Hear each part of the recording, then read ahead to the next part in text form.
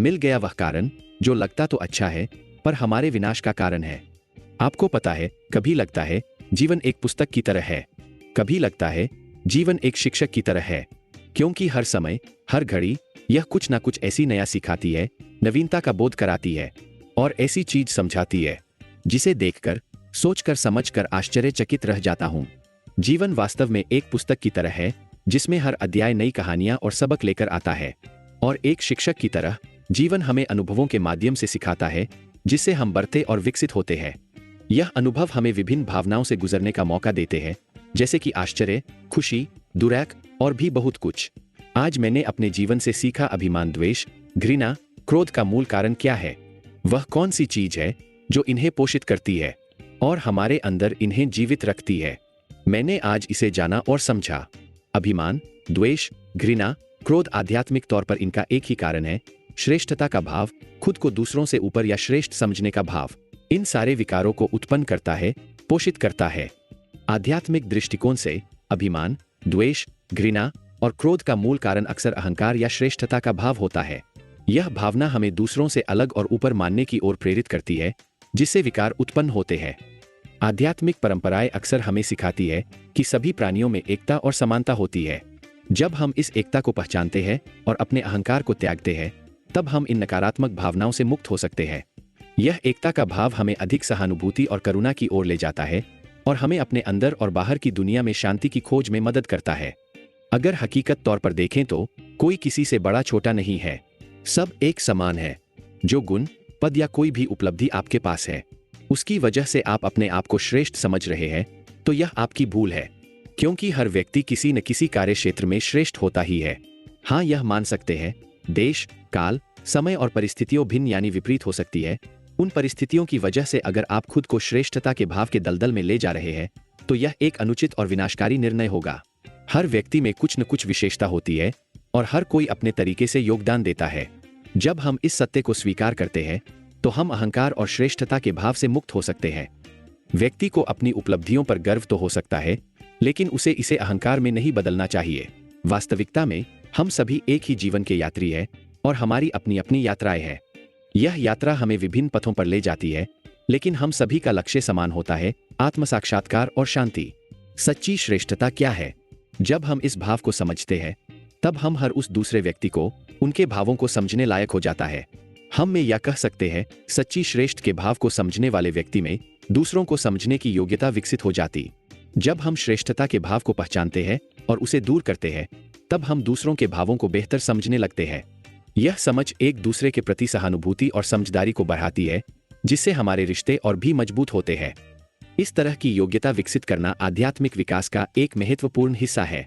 जब हम अपने अहंकार को छोड़ देते हैं और दूसरों को उनके अनुभवों और भावों के लिए समझने लगते हैं, तो हम एक दूसरे के साथ अधिक गहराई से जुड़ सकते हैं। अहंकार क्या है? श्रेष्ठता का भाव है।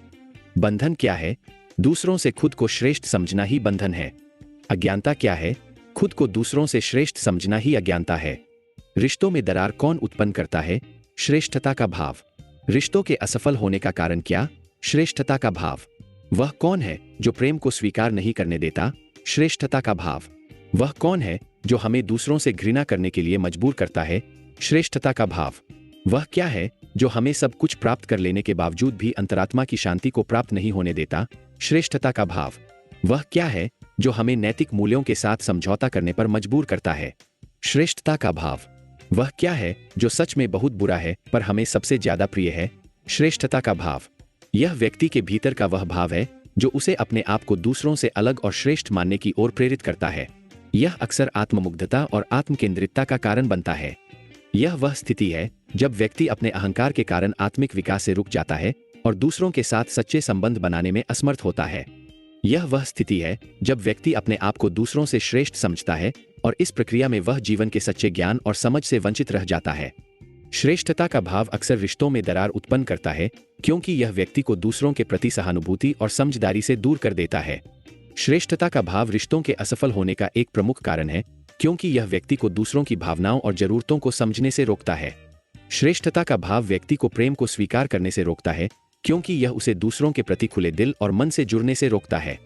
श्रेष्ठता का भाव व्यक्ति को दूसरों से घृणा करने के लिए मजबूर करता है, क्योंकि यह उसे दूसरों की अच्छाइयों को देखने से रोकता है। श्रेष्ठता का भाव व्यक्ति को अंतरात्मा की शांति प्राप्त करने से रोकता है, क्योंकि यह उसे आत्मसंतुष्टि और आत्मसमर्पण से दूर रखता है। श्रेष्ठता का भाव व्यक्ति को नैतिक मूल्यों के साथ समझौता करने पर मजबूर करता है, क्योंकि यह उसे अपने आप को दूसरों से ऊपर मानने की ओर प्रेरित करता है। श्रेष्ठता का भाव अक्सर व्यक्ति को प्रिय लगता है, क्योंकि यह उसे अस्थायी रूप से शक्ति और आत्ममहत्व का अनुभव कराता है, परंतु यह वास्तव में बहुत बुरा है, क्योंकि यह उसे आत्मिक विकास और सच्चे सुख से दूर रखता है। वह कौन लोग हैं जिनमें श्रेष्ठता का भाव होता है? वह वो लोग हैं जो अश्रेष्ठ है, उनमें अज्ञानता के कारण श्रेष्ठता का भाव उत्पन्न हो गया है। वह कौन लोग हैं जिनमें श्रेष्ठता का भाव नहीं होता? वह वो लोग हैं जो सच में श्रेष्ठ है, जैसे भगवान श्री राम, भगवान श्री कृष्ण, महात्मा गौतम बुद्ध।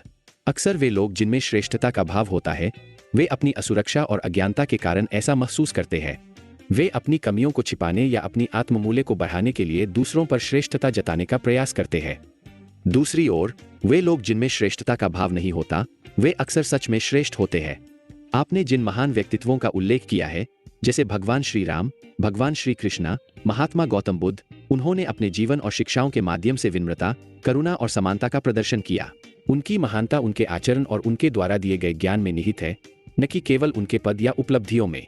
यह समझना कि श्रेष्ठता का भाव वास्तव में एक बंधन है जो हमें आत्मिक विकास से रोकता है, यह आध्यात्मिक जागरूकता की ओर एक कदम है। जब हम इस भाव को त्याग देते हैं, तब हम अपने आप को और दूसरों को एक नई रोशनी में देखने लगते हैं। सच्चा श्रेष्ठता वह है जो विनम्रता में निहित होती है। जब कोई व्यक्ति खुद को श्रेष्ठ मानने के भाव से मुक्त होता है, तब वह सच में श्रेष्ठता को प्राप्त करता है। यह विनम्रता और आत्मज्ञान की गहराई को दर्शाता है। दूसरी ओर, जो लोग श्रेष्ठ होने का भाव रखते हैं, वे अक्सर अपनी असुरक्षा और अज्ञानता को छिपाने के लिए ऐसा करते हैं। यह भावना उन्हें आत्मिक विकास से दूर रखती है और उन्हें अपने और दूसरों के साथ सच्चे संबंध बनाने से रोकती है। सच्चा श्रेष्ठ कौन है? वह कौन है जो सच में श्रेष्ठ है? सच्चा श्रेष्ठ वह है जो सच में श्रेष्ठ है, जिसमें श्रेष्ठता होने की पूरी योग्यता है, पर उसके अंदर श्रेष्ठता का भाव नहीं है, श्रेष्ठ होने का अहंकार नहीं है। जो योग्य तो है, पर उसमें योग्यता यानी श्रेष्ठता का भाव नहीं है। वह कभी भी अपने मुख से अपनी श्रेष्ठता का बखान नहीं करता।